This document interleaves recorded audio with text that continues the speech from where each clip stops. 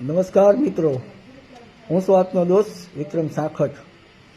હું છેલ્લા 2 દિવસથી સોશિયલ મીડિયામાં જોતો હતો, ત્યારે કોઈ દ્વારકાધીશના મંદિરે કોઈ એવી પ્રાર્થના કરતા હશે કે જ્યાં સુધી રાજુલામાં અમારા આહિર સમાજનો ધારાસભ્ય ન બેસાડીએ ત્યાં સુધી હું બૂટ ચપ્પલ નહીં પહેરીશ। સારી વાત કહેવાય ભાઈ, સમાજ લેવલે એને તે પ્રતિજ્ઞા લીધી। હું એક કોળી સમાજના આગેવાન તરીકે કહું છું, મારી રાજુલા, જાફરાબાદ, ખાંભા તાલુકાના તમામ આગેવાનો, યુવાનો, મિત્રો કે ચોક્કસપણે આપણે 1998 પહેલાની પરિસ્થિતિ જોઈ।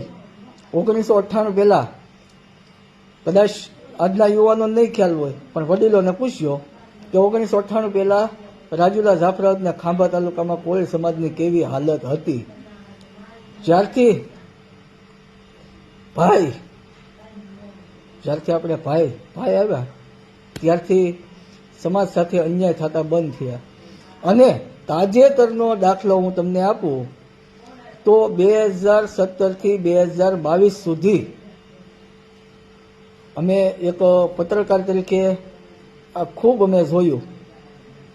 મિત્રો, કોળી સમાજની એફઆઈઆર દાખલ નતા કરતા, ત્યારે મારે પત્રકારોને છે ને પોલીસ સામે બાઉં ચડાવવી પડતી। 24 કલાક, 25 કલાકે, 2 દિવસે ક્યારે છે ને ફરિયાદો દાખલ થતી। અનેક કોળી સમાજના નિર્દોષ લોકોને વાહા ફાડી નાખ્યા પોલીસવાળાએ। મિત્રો, આ જવાબ તમારે ને મારે બધાને આપવાનો છે, અને સમાજ એક છે અને એક રહેવો જોઈએ। કોઈ ઘણા ખરા છે ને આજ માર્કેટમાં ઘણા ખરા સમાજને ગેરમાર્ગે દોરશે કે હું કરી લીધું, હું આમ છે તેમ છે, તમને હું કામ આપી દીધા।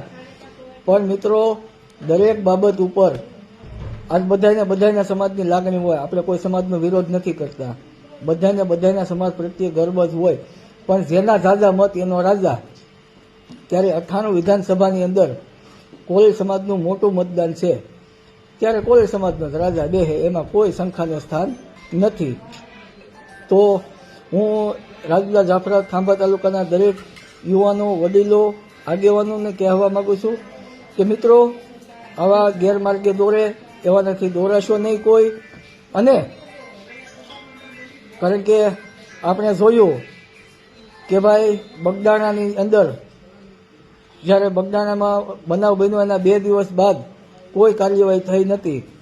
જ્યારે આપણે રાજુલાના ધારાસભ્ય હીરાભાઈ કે મારા સમાજને હું ન્યાય અપાવીશ કીધું અને કરી બતાવ્યું કે એને હનુમત હોસ્પિટલમાં પ્રવચન આપ્યું હતું કે હું ગાંધીનગર પહોંચું એ પહેલાં પીઆઈની બદલી થઈ જશે।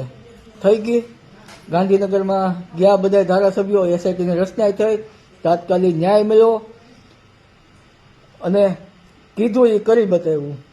એટલે મિત્રો, આવા ઘણા ખરા અત્યારે હાલ ગેરમાર્ગે દોરાશો નહીં, અને સમાજ એક મંચ ઉપર રહી અને